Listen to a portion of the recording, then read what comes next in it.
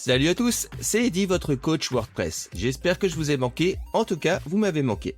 Cela fait en effet un petit moment que je n'avais pas diffusé d'épisode de ce podcast. Et pour cause, je vous ai préparé une série d'épisodes autour de l'éco-conception avec WordPress.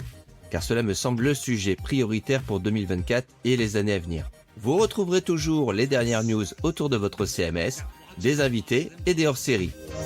Bienvenue sur le podcast WOW 2024. Je vous souhaite une agréable écoute.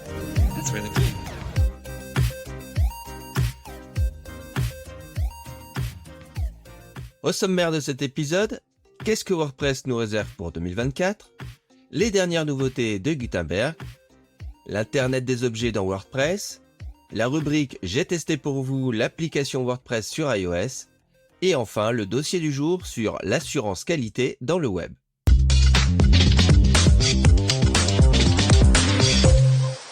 Josefa Aden-Chanfosi, directrice exécutive de WordPress, a récemment dévoilé un calendrier prévisionnel pour les mises à jour de WordPress en 2024. Ce plan inclut 3 mises à jour majeures du noyau de WordPress. Bien que les dates spécifiques ne soient pas encore arrêtées, elles sont programmées pour éviter les périodes de vacances et les événements importants de WordPress. Pour la première moitié de l'année, WordPress 6.5 est prévu pour le 26 mars. Il sera suivi par la version 6.6 en juillet et enfin la version 6.7 au début de novembre. Petit focus sur les mises à jour de WordPress en 2024. Après la conclusion de la phase 2 du projet Gutenberg, centrée sur la personnalisation du site, la version 6.4 a mis l'accent sur l'amélioration des fonctionnalités existantes dans les éditeurs de blocs et de sites. La phase 3, axée sur la collaboration, sera le point central des mises à jour de 2024. Josefa envisage que les versions 6.5 et 6.7 se concentreront sur les fonctionnalités de collaboration, tandis que la version 6.6 se dédiera principalement à la maintenance et à l'amélioration générale du logiciel. Des suggestions ont été faites pour ajuster cette orientation, notamment par Pascal Birchlet, un contributeur principal de WordPress. Il propose d'inverser l'ordre des versions 6.5 et 6.6, compte tenu de l'état d'avancement incertain du travail de la phase 3 pour la version 6.5. Les fonctionnalités de gestion de la typographie initialement prévues pour WordPress 6.4, mais repoussées, seront intégrées dans la version 6.5. Cette fonctionnalité inclut une bibliothèque de police et la génération de CSS Fontface côté serveur, permettant aux utilisateurs d'accéder à une bibliothèque de police dans l'administration, indépendamment du thème activé. Cette bibliothèque sera extensible, profitant aux développeurs de plugins. Je vous invite à écouter ou à réécouter le hors-série sur le spécial State of the World. Nous aurons bien sûr un épisode dédié à la prochaine version 6.5 et ne manquez pas non plus notre live avec notre spécialiste WordPress pour décortiquer toutes les nouveautés. Quoi de neuf dans les dernières versions de Gutenberg ? Je vous parle de la version 17.4 et 17.5. Cette dernière est sortie en janvier de cette année. Je vous rappelle que pour tester ces dernières nouveautés, il vous faut installer l'extension Gutenberg, puisque toutes les dernières versions de Gutenberg n'apparaissent qu'avec les versions majeures de WordPress. Dans la version 17.4, nous avons vu apparaître un drag and drop depuis la bibliothèque de blocs pour choisir où vous posez le bloc, et non plus à la fin du document. Vous vous souvenez, vous ouvrez votre bibliothèque, vous cliquez sur un bloc et il apparaît en bas de votre page. Et bien maintenant, vous pouvez le prendre, le glisser et aller l'insérer exactement là où vous souhaitez dans votre contenu. C'est quand même beaucoup plus pratique. Dans la vue liste toujours, vous pouvez maintenant faire un clic droit sur les éléments pour obtenir les options et non plus aller cliquer sur les 3 petits points spécifiquement. Là, vous avez ici, vous pouvez cliquer sur tout le bloc avec votre clic droit de souris pour ouvrir ses préférences. Nous avons vu apparaître également, entre autres, les révisions pour les templates part. Donc, quand vous modifiez un template part, vous pouvez maintenant revenir en arrière et voir ce qui a été corrigé. En mode sans distraction, vous aurez une toolbar qui apparaît en haut de l'écran pour les options rapides du bloc. Vous avez également maintenant la possibilité de mettre du HTML dans les titres de vos posts. Unification des préférences des publications et de l'éditeur. En effet, dans une seule interface, vous pourrez paramétrer vos préférences d'interface, Est-ce que vous souhaitez voir apparaître la hiérarchie de vos blocs? Est-ce que vous voulez ouvrir la vue liste par défaut, choisir l'apparence de votre éditeur, etc. Tout ça dans un seul panneau, préférences. Petite nouveauté côté galerie photo, vous avez désormais la possibilité d'afficher vos photos en mode random. Possibilité d'ajouter le bloc image à la une en cochant la case « Utiliser la première image du post ». Ça permet de récupérer tout un tas d'anciens articles qui n'auraient pas d'image à la une et donc, avec cette fonctionnalité, Gutenberg va chercher la première image qu'il trouve. Très pratique. Dans la vue liste, un petit icône de déplacement apparaît quand vous tentez de déplacer un élément. Ça vous permet de bien voir l'élément que vous déplacez et les éléments qui sont verrouillés.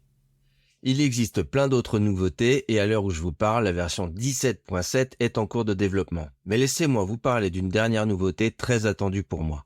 La surcharge des compositions synchronisées. De quoi il s'agit ? Aujourd'hui, on peut créer des compositions pour pouvoir les réutiliser comme modèle. On peut créer des compositions synchronisées. Quand vous modifiez une composition synchronisée, elle va se modifier partout dans votre site. Mais la nouveauté de la surcharge des compositions synchronisées, c'est le fait de créer une composition synchronisée et de dire sur certains blocs que vous avez le droit de les surcharger. Ça veut dire que vous prenez une composition synchronisée, vous créez sa structure, mais vous dites par exemple, le bouton là, il peut être surchargé. Donc, quand vous l'utilisez, vous pouvez changer sa couleur, vous pouvez changer peut-être son contenu, et ainsi de suite avec d'autres blocs comme ça. Mais si vous modifiez la structure globale de cette composition synchronisée, elle ira bien se modifier partout.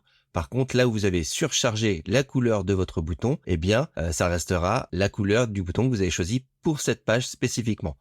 Donc, ça veut dire qu'on peut utiliser des modèles dont on ne pourra pas toucher éventuellement la structure des blocs ou l'emplacement des blocs. Par contre, on pourra changer le contenu tout en restant synchronisé. Tout ça, je vous le montrerai en vidéo pour que ce soit plus simple, mais en tout cas, je trouve ça très excitant et super intéressant pour l'efficacité de la rédaction de contenu dans WordPress.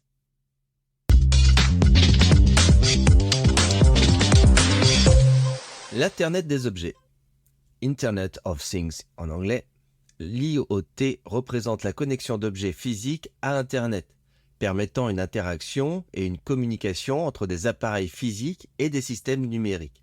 Cette technologie révolutionnaire a le potentiel de transformer chaque aspect de notre vie quotidienne, des appareils ménagers aux infrastructures urbaines. Exemple, utilisation pour l'éclairage urbain.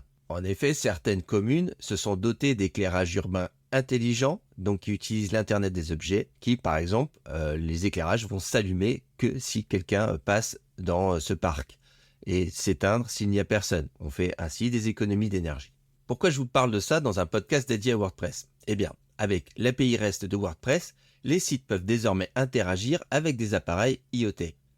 Cette fusion signifie que les sites WordPress peuvent collecter des données en temps réel, personnaliser les expériences utilisateurs et automatiser des tâches en fonction de données provenant du monde physique. L'intégration de l'Internet of Things étend les capacités de WordPress bien au-delà du contenu web traditionnel. Vous trouverez sur le net des exemples d'applications, alors surtout des expériences de bricoleurs curieux qui ont fait interagir des LED avec leur site WordPress. Dans un sens, allume les LED quand un visiteur est sur ma page contact, ou à l'inverse, quand j'allume ma lumière, passe le site en mode sombre. Je n'ai pas trouvé d'exemple plus sérieux pour le moment, mais je ne doute pas que d'ici quelques années, ce sera quelque chose de commun et que de plus en plus d'objets connectés seront prévus pour interagir avec le web. Si vous avez d'autres exemples de l'utilisation de l'Internet of Things, n'hésitez pas à me le dire en commentaire, je suis très curieux d'aller voir comment ça évolue. L'intégration de l'Internet des objets dans WordPress ouvre la porte à des applications innovantes, telles que la gestion intelligente de l'énergie pour les bâtiments, le suivi en temps réel des conditions météorologiques pour des sites d'actualité, ou encore l'interaction avec des dispositifs domestiques intelligents pour des sites de e-commerce. L'avenir de WordPress avec l'intelligence des objets s'annonce comme une ère de sites web plus intelligents, plus interactifs et plus intégrés dans notre environnement physique quotidien. J'ai testé pour vous l'application iOS WordPress pour gérer vos sites. L'application a une note de 4,4 sur 5 avec 1700 avis. Elle est éditée par Automatic et bien sûr gratuite sans option payante. La dernière mise à jour date du 7 janvier 2024 à l'heure où je vous parle, et en regardant le changelog, je me rends compte que l'app est mise à jour très régulièrement. Alors oui, vous allez me dire, ce n'est pas nouveau. Mais j'étais curieux de voir l'évolution de l'application suite aux dernières mises à jour de WordPress et notamment de l'éditeur Gutenberg. Premier constat, je vous spoil, ça ne va pas m'être très utile. En effet, cette application fonctionne grâce au protocole XML RPC et si vous suivez bien toutes les recommandations de sécurité que l'on vous donne, c'est un protocole qu'il vaut mieux désactiver pour ne pas laisser une porte accessible aux hackers. J'ai quand même trouvé un site sans risque sur lequel j'ai réactivé le protocole et j'ai pu me connecter facilement sur l'application. Il faut pour cela un site auto-hébergé, ça ne fonctionne pas avec les sites de wordpress.com. Alors on se retrouve avec un menu très léger en 3 parties.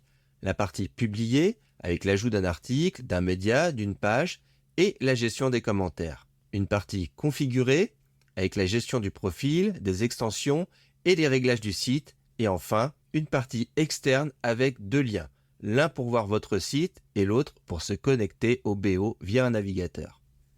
L'avantage que j'y vois, si on occulte le souci du XML RPC, c'est que vous pouvez configurer tous vos sites dans une même application et ainsi intervenir rapidement sur n'importe lequel s'il s'agit de publier un post, corriger une faute rapidement, surtout quand on est en déplacement. Au niveau de l'éditeur, vous ne retrouverez pas tous vos blocs Gutenberg, mais les blocs natifs essentiels, comme paragraphes, titres, images, vidéogaleries, séparateurs, colonnes, médias, etc. Ils sont présents et plutôt assez instinctifs à paramétrer. D'ailleurs, il est assez plaisant d'insérer une image directement depuis sa galerie iPhone dans un article et d'y appliquer des filtres. Il s'agit des filtres photos natifs de l'iPhone que vous utilisez directement dans l'édition du média. Ceci est un ajout de la dernière version, de la dernière mise à jour de cette application. Par contre, pas de gestion des menus, pas de gestion des extensions. Dans mon cas, j'ai par exemple un Gravity Form, je ne peux pas y accéder via l'application. Conclusion pour cette petite expérience, ça pourrait être une très bonne application pour corriger rapidement un texte pendant vos trajets en bus. C'est épuré et efficace.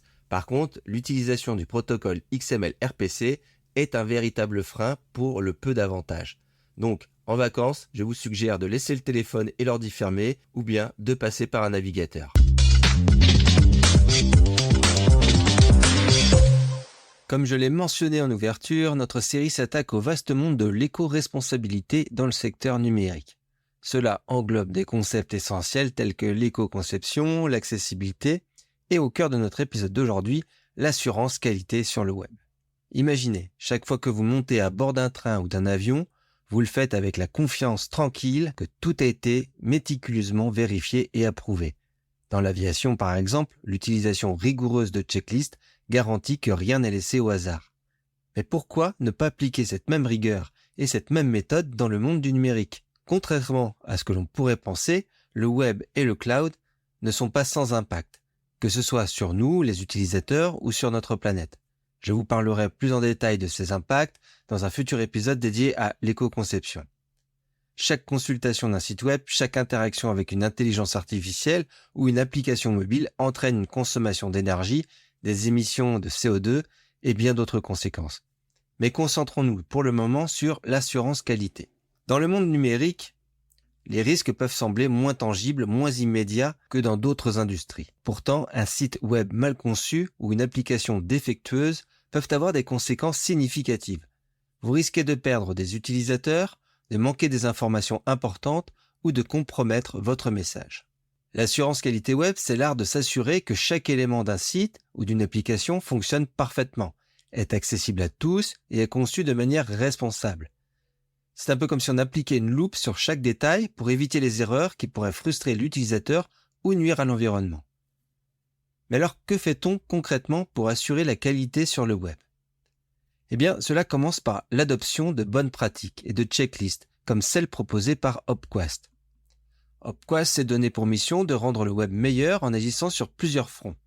Améliorer l'accès aux services web pour tous, simplifier leur utilisation, soutenir le développement professionnel dans le secteur du web et fédérer une communauté autour de l'amélioration continue du web. Leur travail se concrétise par la création de 240 règles de référence pour la qualité des sites, la formation et certification des professionnels du web, et enfin l'animation d'un écosystème engagé dans cette mission. Ces règles peuvent être classées par thématique, comme les données personnelles, la navigation, les formulaires, le e-commerce, etc. Ou par des phases de projet, le développement, l'éditorial, la conception, et puis finalement par mots-clés, éco-conception, accessibilité, SEO, mobile et vie privée. Ces règles sont consultables sur le site d'Upquest. Vous pouvez même les télécharger ou acheter le livre d'Ellis Lehim. Il existe même une version courte de ces règles que l'on pourrait considérer comme l'incontournable si vous réalisez un site WordPress. Ce sont 60 règles à considérer dès le début du projet, quand c'est possible.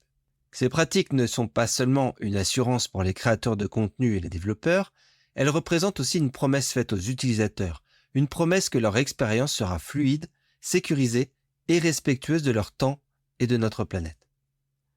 Je vais vous donner quelques exemples de règles afin que vous compreniez bien de quoi on parle. La première chose que nous apprenons, c'est le modèle VPTCS. V pour visibilité, P pour perception, T pour technique, C pour contenu et S pour service. Je cite Ellie, « Visibilité, c'est la capacité d'un site à être trouvé par ses utilisateurs. La perception, ça va être l'aptitude à être correctement perçu. La technique, ça va être que le site fonctionne, tout simplement.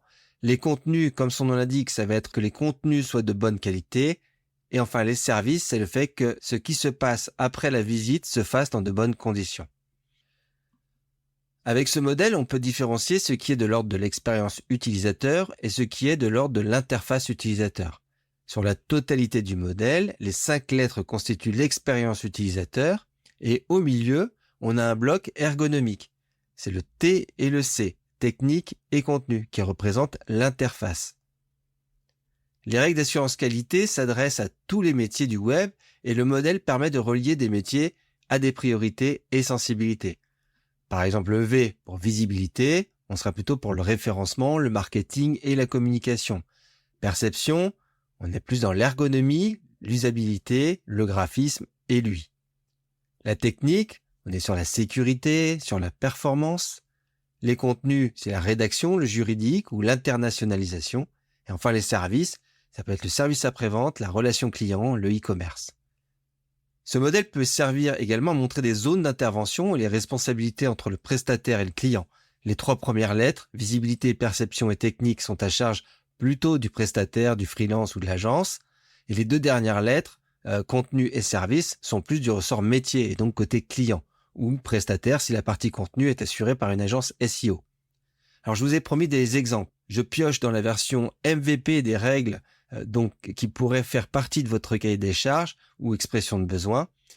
Dans la rubrique « Un site facile à trouver et identifier », on pourra retrouver la règle numéro 3. Le code source de chaque page contient une métadonnée qui en décrit le contenu. Ou encore la règle numéro 213, le site propose un fichier sitemap indiquant les contenus à explorer. Vous voyez, comme Monsieur Jourdan qui ne savait pas qu'il faisait de la prose, vous venez peut-être de vous rendre compte que vous faisiez déjà de l'assurance qualité sur vos sites.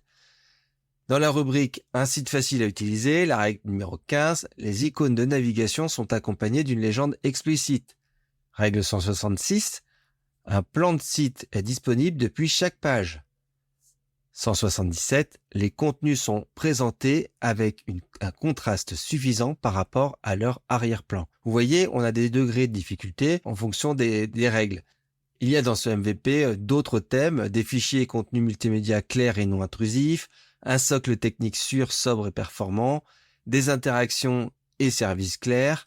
Par exemple, pour les interactions et services clairs, chaque champ de formulaire est associé dans le code source à une étiquette qui lui est propre. L'étiquette de chaque champ de formulaire indique si la saisie est obligatoire. Vous voyez, des choses qu'on fait ou qu'on ne fait pas ou qu'on ne vérifie pas en fonction de l'extension qu'on va utiliser. Chaque règle est détaillée sur le site d'Upquest avec son objectif, sa mise en œuvre et le contrôle, très important pour s'assurer d'obtenir un résultat. Si je prends mon dernier exemple, la règle 69, l'étiquette de chaque champ de formulaire indique si la saisie est obligatoire. Eh bien, l'objectif c'est permettre aux utilisateurs de savoir à l'avance si un champ est obligatoire, prévenir les erreurs avant qu'elles ne surviennent. Effectivement, si on n'indique pas que c'est obligatoire et qu'on valide le formulaire, on est obligé de recommencer. Et donc ça, on prévient ça. On peut renforcer la confiance des utilisateurs sur l'utilisation de leurs données, améliorer l'accessibilité des contenus aux personnes handicapées. Ça, ce sont les objectifs. La mise en œuvre, indiquer le caractère obligatoire de la saisie dans l'étiquette associée au champ. Si l'indication est faite avec un symbole graphique, ce qui est souvent le cas, un astérix par exemple, il faut le faire précéder le formulaire d'une légende explicitant ce symbole, même si ça nous paraît évident. Et enfin, le contrôle, pour chaque formulaire, on peut vérifier que l'étiquette associée à chaque champ indique le caractère obligatoire, si besoin en contrôlant avec un inspecteur de code que l'information est bien présente dans l'élément label.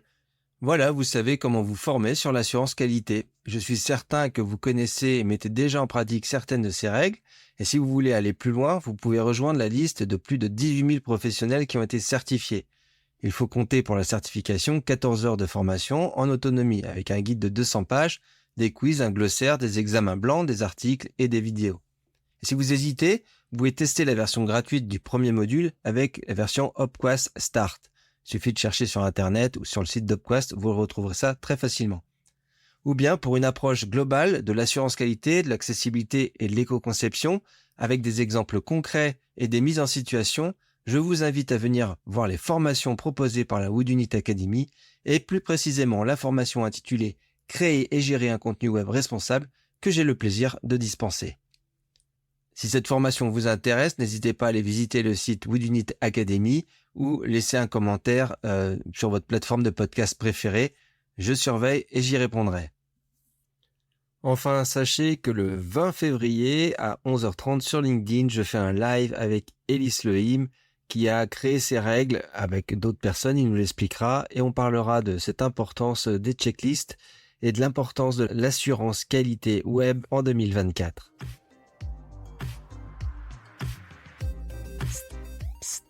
Toi l'auditeur qui vient de passer un bon moment avec ce dernier épisode. Tu sais quoi ? Ton avis compte et pas seulement pour flatter mon ego, même si ça aide, soyons honnêtes. Laisser un commentaire ou une note sur ta plateforme préférée, c'est comme me faire un high five virtuel. Ça me booste et ça aide d'autres personnes à découvrir le podcast.